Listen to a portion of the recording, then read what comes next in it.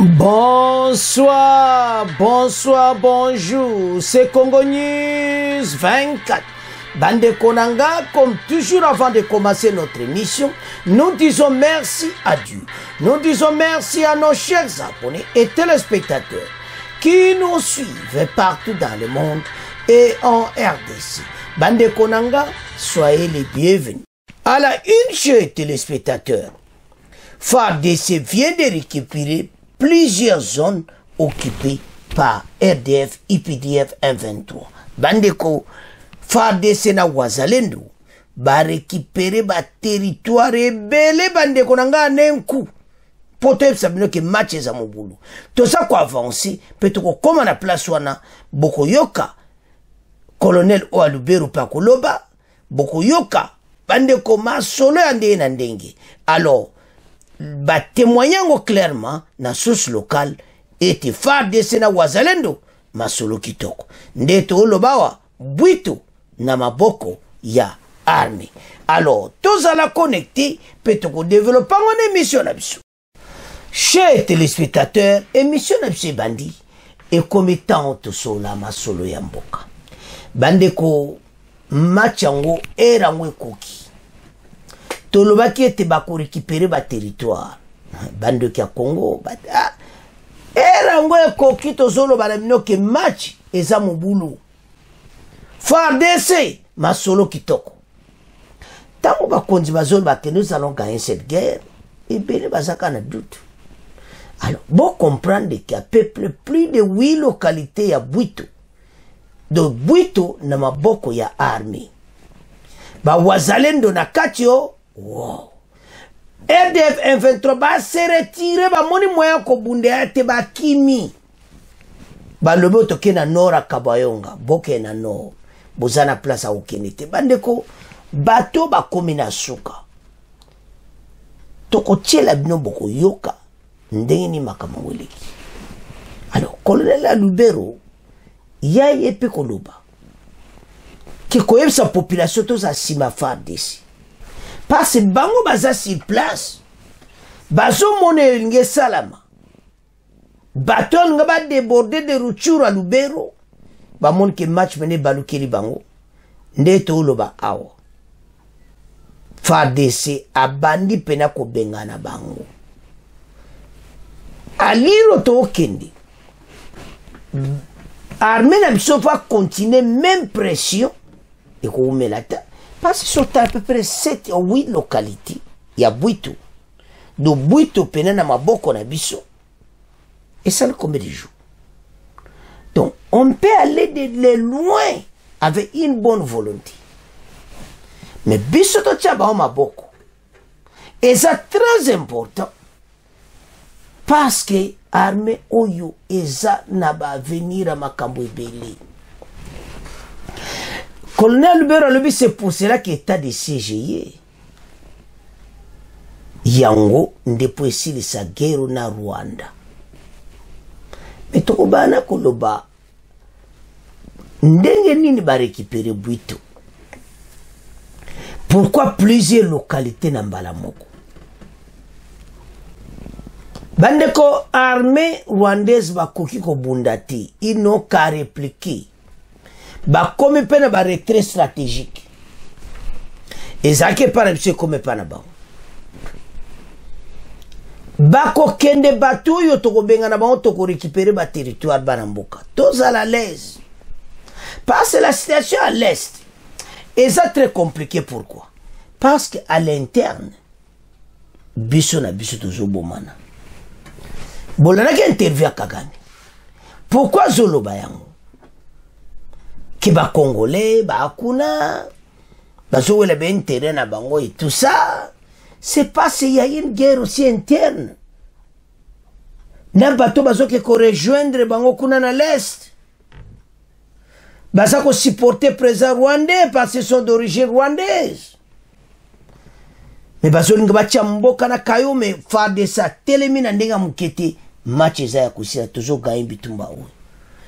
Oui, bien ça la plaisir, ce qu'armée n'a pas gagné. Il faut ça le bien lelo na pourquoi lelo. Journal lelo. Au passé vrai week-end. Soko za mwana mboka. mais soko za mwana mboka te weekend pena ya mabe pona yo. Mais bana mboka lero bazo sepela. Voilà FARDC. Allez-y de l'avant, récupère encore des territoires. Tojibui toi, Kalate, tout ça wana. On va tout récupérer. Alors, quand notre armée bazo a force à boire, il y a un senga. Seulement biso to tombo la kombo na bango, to tombo la bango bendele koyate. C'est ça que nous devons faire. C'est ça donc. Oh, FARDC ça ça na pousse. Tout ça la sima na bango. Baramboka guerre yo ezara makambo ibele. So tali Union européenne. Andeko. Ba eko pesa biso 99 millions. Pour ne déplacer oyo baza honora Goma. Mais ils ne parviennent même pas ya kosilisa guerre. Po bayebisa mutu na bango Rwanda atika biso nye. On en a marre na batu. Comme tant biso to tonga mboka na biso.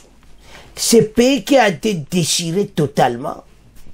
Ils ont mérité réparation moko totale. Ils en ont besoin de paix. Mais réponse c'est pas na bango zabo les impérialistes occident. EDC ekotika la kokabwana te.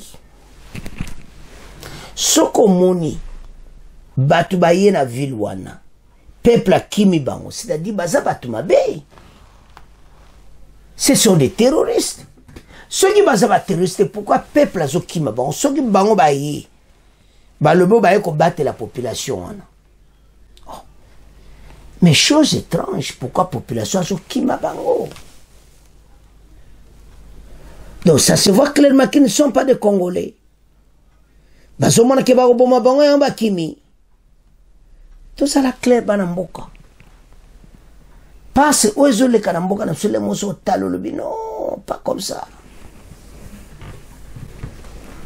Donc batu baza kotambola kana makamoko ya mabe. Mboka na yo moko ozipe ta o critiquer armée ou le mabe non. Où ils attendent, où ils attendent réconciliation, ils attendent bato bavan ensemble, le pays est attaqué, tout y est bané to kuboto la pays. Tande ba Kabouli Soudan, Kalate, sans qu'on compte ba pays belé, ba Pakistan en abozoyoka, et zaki na Est Pakistan na Ouest Pakistan, mais le Pakistan Kabwana. Une partie comme Bangladesh ils ont Pakistan. C'est le même peuple. Bato ba Kabola bamboka partout. Pour bien régner, il faut diviser. Mais pas RDC. Na RDC bosuki. Bokansaki soki bato na baye peuple a kovanda. Mais peuple a zokima. Et l'axini. Bato atiki bandako na bango. Parce que les terroristes ne sont pas des Congolais. Tout il faut dans la claire côté. Et puis, bato dans langage moko direct. Armée rwandaise, armée ougandaise, parce qu'ils ont publié dans rapport aux Nations Unies. Alors, les gens qui nous mettent, les gens qui nous tuent, tout ça na bangote. Mais so tali makambu Union européenne bazoye la biso, baena Kivu bapesi 99 millions. Union européenne bazolo bana fachi a solo na Kagame. Sur quoi? Pour 99 millions d'euros bopesi. Ah, Boutsambo on a binodi. Chers téléspectateurs, ça fait mal. Comment l'Occident bazo traiter biso? Basabso aventure. Il ne parvient pas à arrêter la guerre. Oh, bango va parvenir couper sa mbongo na bateau bazo kima. Bateau bazo na posa bavanda wanata. Ba la posa son sa mona mboka na bango. Si l'Occident décide que la guerre est ici, mais pourquoi ils ne prennent pas de décision? Parce qu'ils sont derrière. Bah ça va bénéfice na bango. Y'a va tika mboka na biso boy. Bon biso sokotoyo ka bango. Non, ça ne va pas comme ça. Congolais Lamuka. Tout temps à la force de FARDC. Masolo Kito. Notre armée est télémine à Dengamukiti. Donc, impérialiste, bazana problème. FARDC vient de récupérer Bandiko, Bwito et plusieurs zones. Donc, au monake, masolo penda, et ke penandenge to lingaki, parce que bateau yu basakana biso mingi. Pays na biso, et loko baon bazo luka, bako zwa yangoti. Donc, situation est claire. Poursuite des combats entre l'armée FARDC et la rébellion du RDF E23 ce vendredi 21 juin à la limite entre Bwito et Sud-Lubero. D'après des sources contactées par des affrontements de l'artillerie lourde, se poursuivent ce vendredi dans cette région où les deux parties se lancent des bombes. Ces sources confirment que 3 bombes sont tombées ce matin à Bundu, 2 blessants, 5 autres et une femme et 2 enfants. Toutefois, la coalition FARDC Wazalendo a réussi, Bandeko, à repousser l'ennemi et récupérer plusieurs zones Bandeko Nangai. Ils sont sur les actes Rundi, Park, Lusowa, Bulundi et Butalunga. Affirment les notables de la région. FARDC Azawana na Rundi déjà. Azawana na Lusowa. Burundi et Dotoza côté wana Rundi kalate tobotolang. D'autres sources rapportent que certaines localités ont été récupérées le même jour par les FARDC et Wazalendo. Donc, aux hommes masolo kitoko, tant on récupéré le territoire les Wazalendo à Kekoba Vanda place wana. Aux hommes dans la partie de Bwito, au territoire de Rutshuru, c'est notamment Kabizo, Mulimbi, Butare, Bambo, Bundaze et Bushahabwi. Donc, Wazalendo a kata ba territoire déjà vendu à l'aise et puis FARDC renfort pour récupérer ba territoire. Alors, mais ne faut pas tinda renfort à Makasi. Et zatika Wazalendo a Zalawana, l'heure est grave. Les RDF 123 et PDF, batu oyo. Bayebete tokotika binote. Tout ça na bino pour comme 3 aurait quitté ce village pour aller se concentrer sur le nord Bande Konangai autour de Katiabanyonga et automatiquement les Wazalendo ont occupé ces localités, confirment plusieurs sources. Par ailleurs, un calme relatif s'observe sur les autres axes d'affrontement, notamment l'axe Sake ainsi que l'axe qui bâtit à Nirangongo où les deux forces sont toujours aux aguets. Alors, sans plus tarder, Tolanda extrait oyo bana mboka parce que ndenge bozo mona masolo ki toka pe toko ya toyo kape colonel ndenga oloba. Tolanda. Et dans le nord Kivu encore, la situation est incertaine depuis ce matin dans la région de Kanyabayonga, la limite entre Bwito et le sud de Lubero. Plusieurs sources confirment que 3 bombes sont tombées ce matin à Burundu 2, blessant 5 personnes, dont un militaire, une femme et 2 enfants. Reportage de Sifa Magou rendu ici par Jacques-Yves Molima. D'après nos sources, des affrontements à l'artillerie lourde se poursuivent dans cette région où les deux parties se lancent des bombes. En outre, la coalition FARDC Wazalendo a réussi hier à repousser les rebelles sur l'axe Ruindi Park, mais aussi l'axe Lusowa, Bulindi et Butalongola, affirment les notables de la région. D'autre part, nos sources rapportent que certaines localités ont été récupérées par les Wazalendo hier jeudi dans la partie de Bwito en territoire de Rutshuru. C'est notamment Kabizo, Mulimbi, Butare, Bambo, Bundasse et Shababoui. Les rebelles du M23 auraient dégarni ce village pour aller se concentrer sur le front nord autour de Kanyabayonga et automatiquement les Wazalendo ont récupéré ces localités, confirment plusieurs sources. Par ailleurs, un calme relatif s'observe sur les autres axes des affrontements, notamment l'axe Sake ainsi que l'axe Kibati à Nyiragongo où les deux forces sont toujours aux aguets. Ça, merci. Hapa tuko mulima ya Rukara, tuko tunapanda Rukara pamoja na General Mika. Hapa tunapanda Rukara kabisa, tuko tunapiga adui, tuko mu operation. Merci moi General Mika, prestation na kazi. Pole na safari pasi na kazi.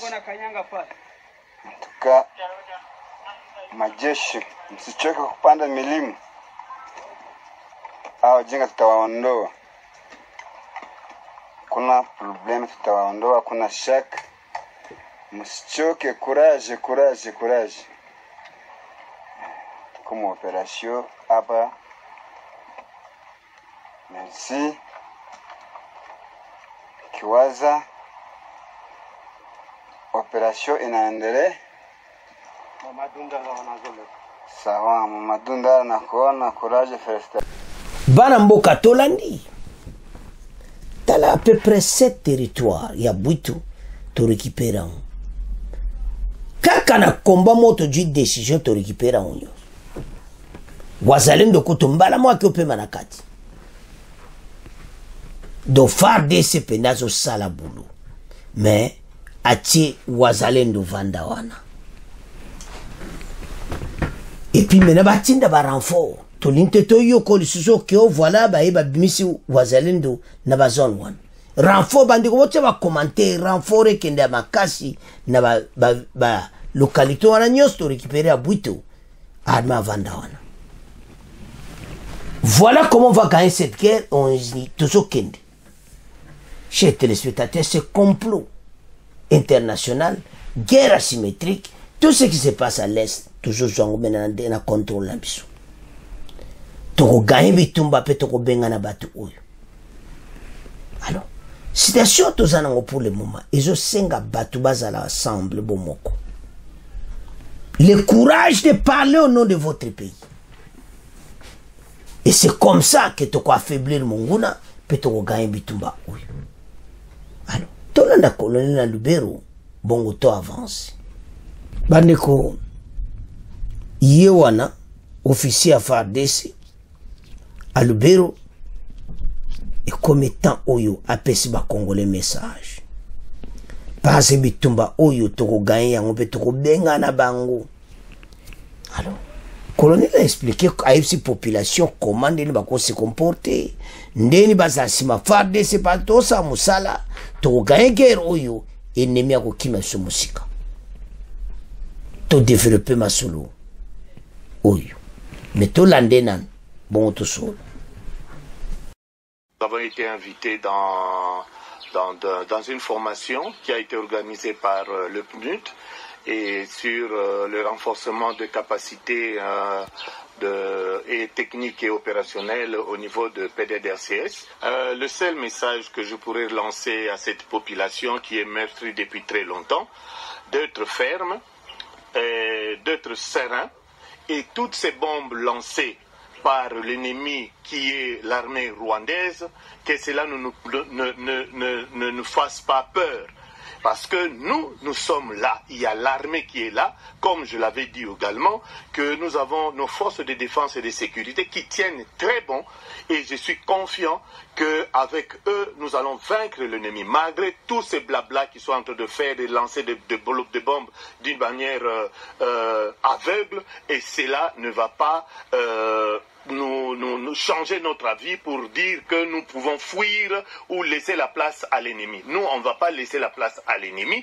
Nous sommes là, nous allons tenir ferme. Et d'ailleurs, c'est pourquoi même la présence de l'état de siège, c'est parce que nous voulons que ces pays, que personne ne puisse venir nous mater dans notre pays et nous déranger dans notre pays, parce que c'est notre pays et notre armée est là pour nous défendre et notre armée va nous défendre jusqu'au dernier sacrifice. Bandeko, nous avons suivi.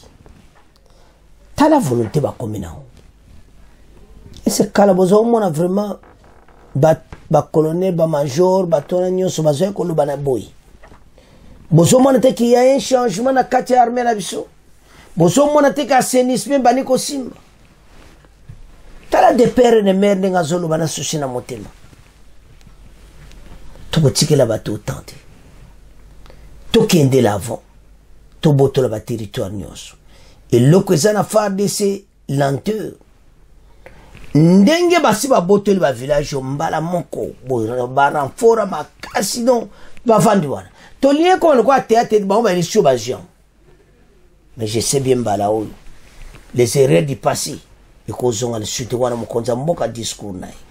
Et au sala matin tout ça la capena fois que armée a pu changer, armée a pu comme la capacité, donner du courage, ça fait du mal à ces jeunes. qui ont décidé de prendre les armes pour protéger leur propre pays. Bon, le loba ya koye la biso, voilà, bon, non. Motoyo kabangwa zate, makambo eza ya biso. Osomona, biso nde to gagne bitumba, oba voisin, oba nani ba yoko ede biso, bon, oba Burundi, ba payo biso, moko to joali devant, to bengana batu. Bandeko, même ceinture de sécurité, ezala mokonzi, makambo bele zo changer. Parce que c'est comme ça. Les pays ont menacé dans des gens qui étaient parce que l'intérieur biso na biso. C'est pour ça que le président Rwanda c'est que la biso a divisé. Il y a un groupe à Batu. Association Mokodo ezana tinati kozaka contre Mokonzi Fachi.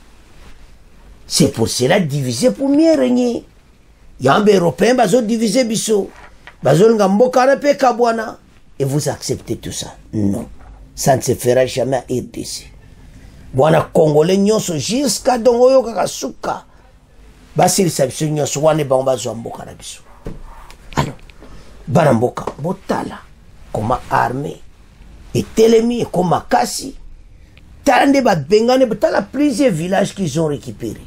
Kaka na quelques jours na Lubito. Tenso l'aksaki y a une force là et zo senga puis moko ya population. Alors, baramboka. Sozo tala au mona clairement été. Ba konji bana raison. Ba zela ki ba zela kona Luanda o mawatu. Mkonza mboka we bato ba kosinga. Allez. Nomination. Donc makambo tozo vivre lelo. Kala te kosila.